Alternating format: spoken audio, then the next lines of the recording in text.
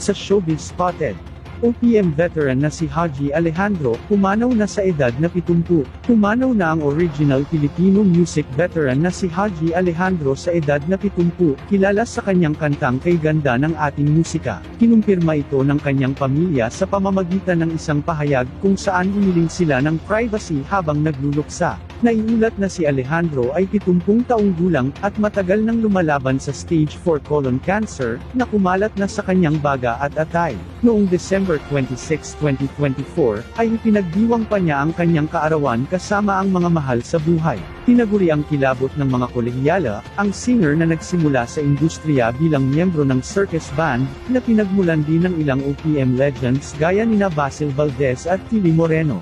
Iniwan ni Alejandro ang kanyang mga anak na sina Rachel Barney at Ali Alejandro, habang patuloy na aalalahanin si Haji bilang isa sa mga haligi ng OPM.